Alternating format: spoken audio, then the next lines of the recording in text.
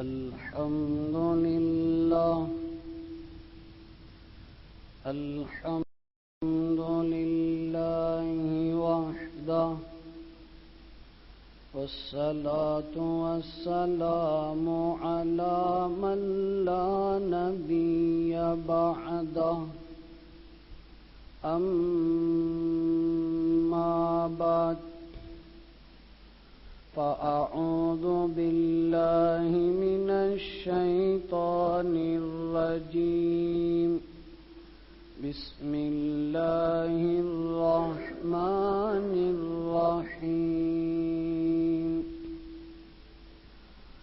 الحمد لله رب العالمين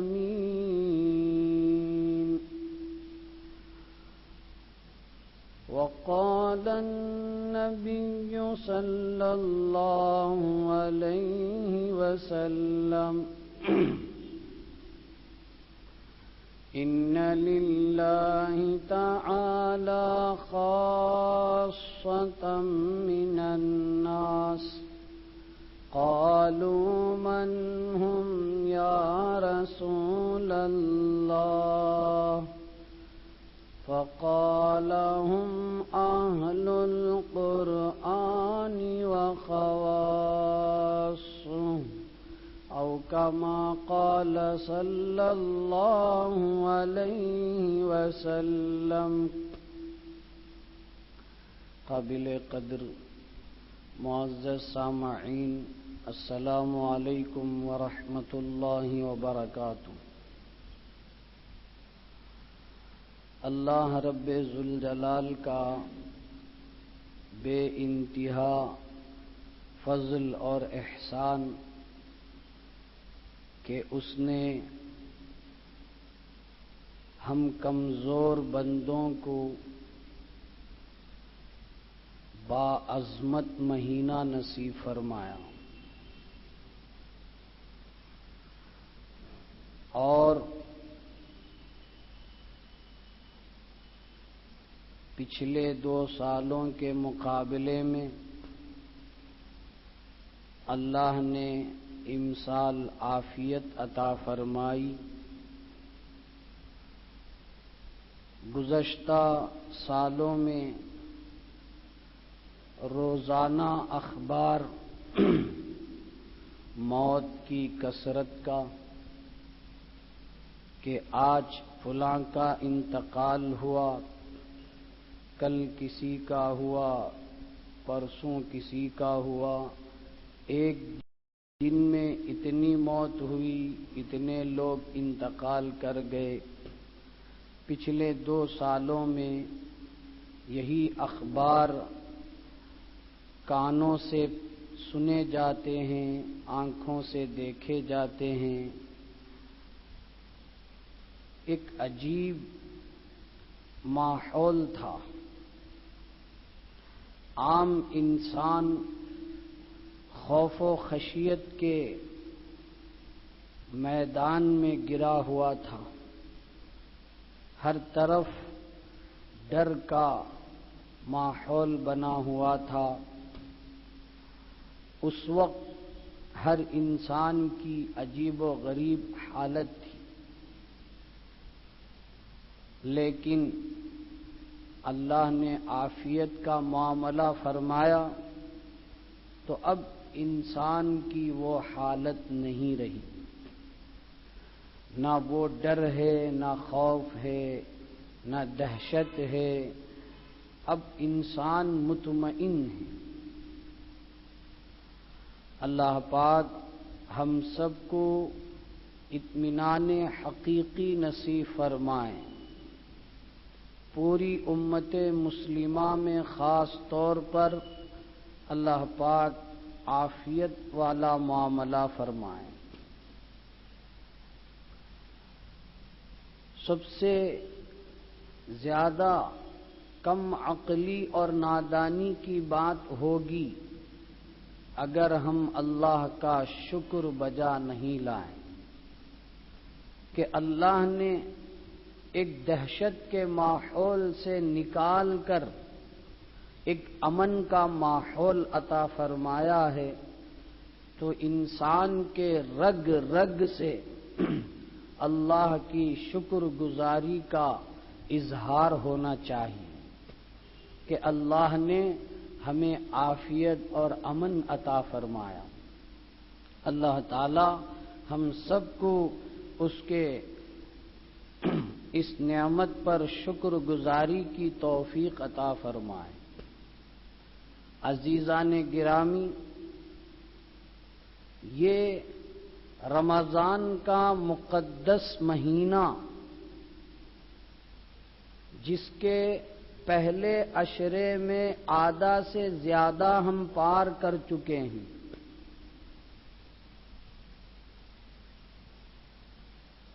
اللہ کی رحمت کا یہ عشرہ ہے۔ مجھے اور آپ کو اس پر غور کرنا ہے کہ ہم نے اللہ سے اس کی رحمت کو کتنا مانگا ہے، کس قدر ہم نے اللہ سے گڑ گڑا کر یہ کہا ہے کہ اے اللہ آپ اپنی رحمت ہمیں عطا فرما۔ اگر اللہ کی رحمت ہم پر ہو جائے تو پھر یہ ہماری دنیا اور آخرت کے لیے بہت بڑی کامیابی کی بات ہوگی۔ اللہ کی رحمت کوئی معمولی بات نہیں ہے۔ رحمت کو ہم کیا سمجھتے ہیں؟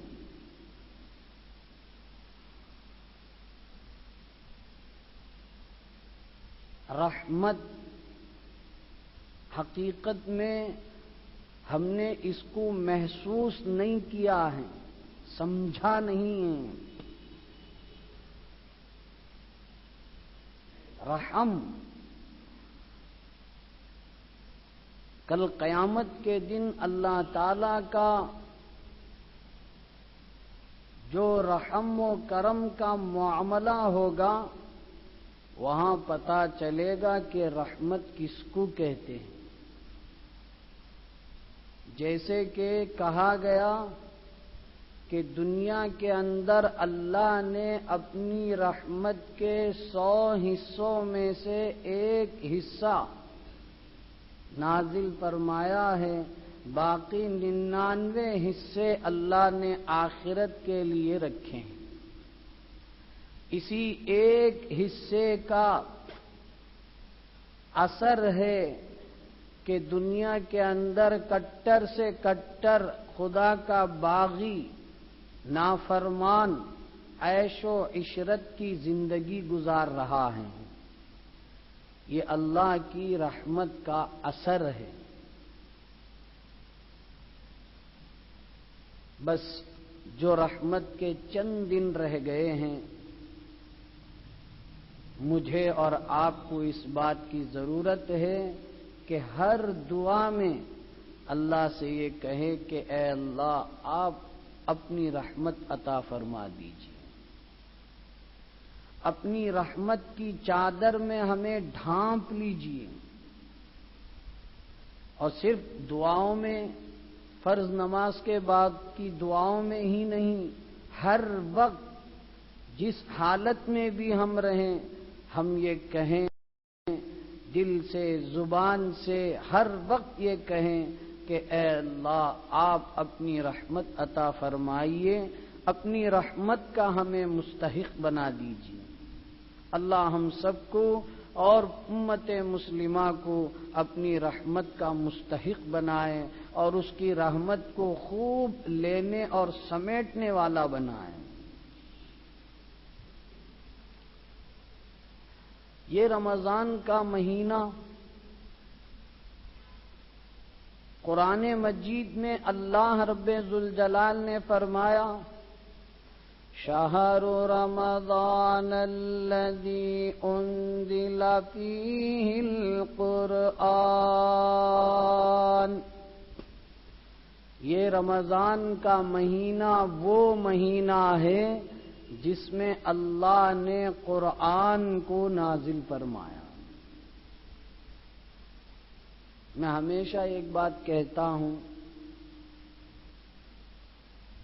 عام طور پر تقریباً پوری دنیا میں ایک بڑی غلط فہمی یہ ہے کہ ہم نے رمضان کو نمازوں کا مہینہ سمجھ لیا، کہ رمضان جو ہی آتا ہے تو بس نمازیوں کی تعداد بڑھ جاتی ہے، بھر جاتی ہے۔ میری یہ آنکھیں رمضان کے شروع ہونے سے پہلے دن کی عشاء کی نماز کے موقع پر دیکھ رہی تھی، وہی جو سال بھر نماز پڑھتا تھا عشاء کی نماز میں حاضر تھا۔ اور رمضان جب شروع ہو گیا، چاند نظر آ گیا، تو عشاء کی نماز میں پوری مسجد بھر گئی۔ میں اس کو یہی کہتا ہوں کہ یہ ہم لوگوں کی غلط فہمی ہے کہ ہم نے یہ سمجھ لیا کہ رمضان اور نماز کا کنیکشن ہے، تعلق۔ قرآن مجید کی کسی ایک آیت میں، احادیث مبارکہ میں سے کسی ایک حدیث میں، صحابہ کے اعمال میں سے کسی ایک عمل میں، اکابر اولیاء اللہ کے کسی ایک عمل نقل میں یہ بات نہیں ہے کہ رمضان اور نماز کا تعلق۔ اسی لیے کہ یہ غلط فہمی پوری دنیا کے عام انسانوں کے اندر پائی جاتی ہے کہ رمضان سے ایک دن پہلے وہی حالت ہوتی ہے اور رمضان بھر کی حالت دوسری ہوتی ہے، اور رمضان ختم ہو کر دوسرے دن کی عشاء کی حالت وہی ہوتی ہے جو رمضان سے پہلے کے دن کی عشاء کی حالت تھی۔ اس میں کوئی تبدیلی نہیں۔ میں نے قرآن کی یہ آیت کریمہ پڑھی، اللہ کہتے ہیں سن لو رمضان کا مہینہ کون سا ہے؟ شہر رمضان الذی انزل فیہ القرآن، یہ قرآن کا مہینہ ہے۔ اس کا تعلق، رمضان کا تعلق قرآن سے ہے۔ اسی وجہ سے حضور صلی اللہ علیہ وسلم ہر رمضان میں جتنا اس وقت تک قرآن نازل ہوا تھا حضرت جبریل کو سناتے تھے، دور کرتے تھے۔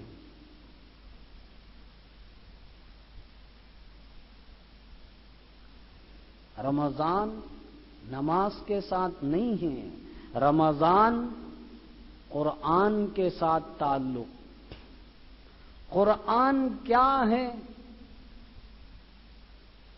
قرآن انسان کی، میرے لفظ پر غور کیجیے، قرآن انسان کی ہدایت کا سر چشمہ ہے، صرف ایمان والوں کا نہیں۔ قرآن انسان کی، کوئی بھی انسان قرآن کی تعلیمات، قرآن کے احکامات پر اگر سنجیدگی کے ساتھ عمل کرے گا، اپنائے گا، تو اس کی کامیابی یقینی ہے۔ اگر ایمان والا ہے تو دنیا اور آخرت دونوں جہاں کامیابی ہے، اور اگر ایمان سے خالی ہے تو دنیا میں تو اس کا نفع ہوگا۔ قرآن انسان کی ہدایت کا سر چشمہ ہے۔ قرآن ایک آسمانی کتاب ہے۔ آسمانی کتاب یعنی آسمان سے نازل ہونے والی کتاب، بڑی بڑی 4 مشہور کتابیں ہیں جن کو ہم تورات، انجیل، زبور کہتے ہیں، اور آخری نمبر پر قرآن ہے۔ تورات ہو، زبور ہو، انجیل ہو، اس کو کتاب اللہ کہتے ہیں، لیکن قرآن کو کتاب اللہ بھی کہتے ہیں، کلام اللہ بھی کہتے ہیں۔ کلام عربی کا لفظ ہے، اردو میں بھی ہم بولتے ہیں کہ فلاں صاحب کلام کر رہے تھے، یعنی فلاں بات کر رہا تھا۔ اللہ کا کلام یعنی اللہ کی بات، مطلب یہ ہے کہ قرآن اللہ کی ذات سے نکلی ہوئی اللہ کی بات ہے۔ اسی لیے باقی کتابوں کی حفاظت کی ذمہ داری اللہ نے اپنے اوپر نہیں لی، اس وقت کے لوگوں کے ذمہ داری دے دی گئی۔ لیکن قرآن کا جب نمبر آیا تو قرآن چونکہ کتاب اللہ بھی ہے، کلام اللہ بھی ہے، اس لیے اور یہ کتاب، یہ کلام قیامت کی صبح تک چلنا ہے، اس لیے اللہ نے اس کی حفاظت کی ذمہ داری لے لی۔ اس کا ایک نقطہ، ایک زبر، ایک زیر، ایک پیش، ایک حرف ادھر سے ادھر نہیں ہو سکتا۔ اس وقت سے لے کر آج تک، بلکہ قیامت کی صبح تک انسان اس میں رد و بدل کی کوشش کرے گا، آیات کو نکالنے کی کوشش کرے گا، اس میں احکامات کو بدلنے کی کوشش کرے گا، لیکن ایک حرف، ایک نقطہ برابر اس میں تبدیلی کوئی کر نہیں سکتا۔ اگر کرے گا تو وہ دنیا کے اندر بھی ذلیل و خوار ہوگا، اور آخرت میں تو اس کو خطرناک، عبرتناک سزا ملے گی۔ یہ قرآن وہ کتاب ہے جس کی حفاظت کی ذمہ داری خود اللہ رب ذوالجلال نے لے رکھی ہے۔ قرآن کے اندر کیا ہیں؟ قرآن کے اندر 3 باتیں بنیادی طور پر ہیں۔ نمبر 1 توحید کا بیان ہے۔ توحید کس کو کہتے ہیں؟ ایک اللہ کو ماننے کا نام توحید ہے۔ قرآن کریم میں مکمل مضامین جب پڑھتے ہیں تو معلوم ہوتا ہے کہ توحید کا عنوان اللہ نے جگہ جگہ بیان فرمایا۔ دوسری بات رسالت کا بیان ہے۔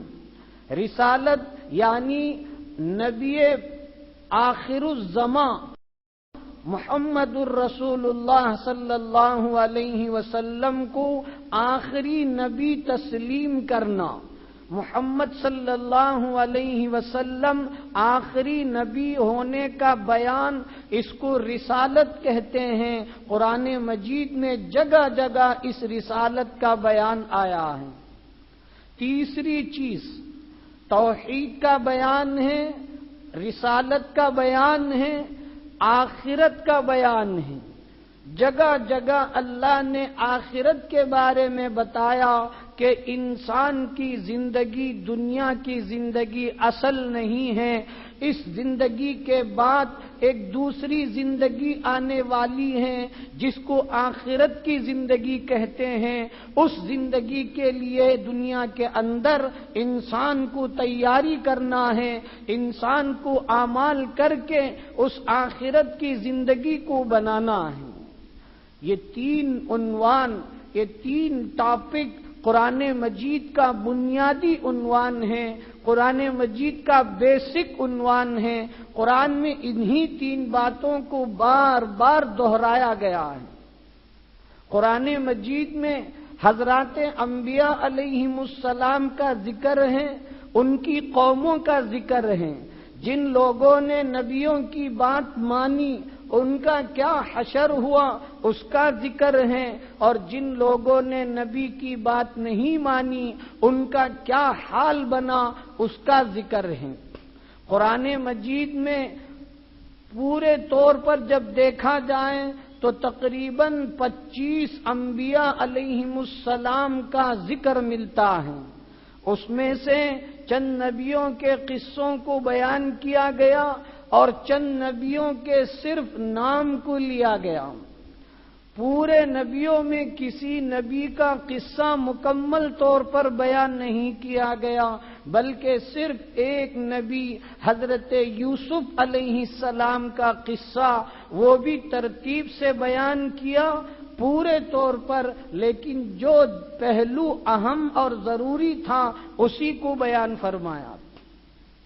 قرآن مجید کے اندر 114 سورتیں ہیں، قرآن مجید کے اندر 14 سجدے کی آیتیں ہیں، قرآن مجید کے اندر کچھ سورتیں مکی ہیں، کچھ سورتیں مدنی ہیں۔ مکی سورت کا مطلب یہ ہے کہ جو سورت ہجرت سے پہلے نازل ہوئی ہے اس کو مکی سورت کہتے ہیں، اور جو سورت ہجرت کے بعد نازل ہوئی ہے اس کو مدنی سورت کہتے ہیں۔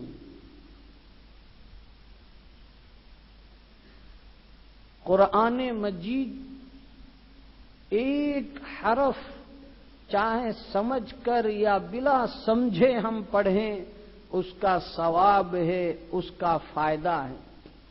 ایک ایک حرف پر ایک ایک نیکی ملتی ہے، اور رمضان میں اس کا دگنا سے 6 گنا 4 گنا بڑھتا چلا جاتا ہے، 10 گنا تک اللہ ثواب دیتے ہیں، ایک نیکی کا بدلہ 10۔ قرآن مجید اسے بہترین غلاف میں ڈال کر صندوق میں رکھ کر اوپر طاقچوں میں رکھنے کے لیے نازل نہیں ہوا، اسے لڑکی کو جہیز کا سامان دیتے ہوئے پہلے نمبر پر دینے کے لیے نازل نہیں ہوا۔ میرے دوستو بزرگوں، رمضان میں قرآن کثرت سے پڑھنے کی چیز ہے۔ میں اور آپ اپنے دل سے یہ سوال کریں کہ آج اتنے دن ہو گئے، ہم نے قرآن کا کتنا حصہ پڑھا ہے؟ اگر ہم نے کثرت سے پڑھا ہے، یقیناً مبارکبادی کے لائق اور قابل ہیں، اور اگر نہیں پڑھا ہے تو ہم سے محروم کوئی اور نہیں، ہم سے بڑا محروم القسمت کوئی اور نہیں ہے۔ اگر قرآن پڑھنا آتا ہے تو ہم ضرور پڑھیں، اور اگر نہیں پڑھنا آتا ہے تو ارادہ اور ہمت کریں کہ پہلی فرصت میں ہم قرآن پڑھیں گے اور اس کو صحیح معنی میں پڑھیں گے۔ آج قرآن کے ساتھ کیا لگاؤ ہے، بہت دکھ ہوتا ہے۔ لوگ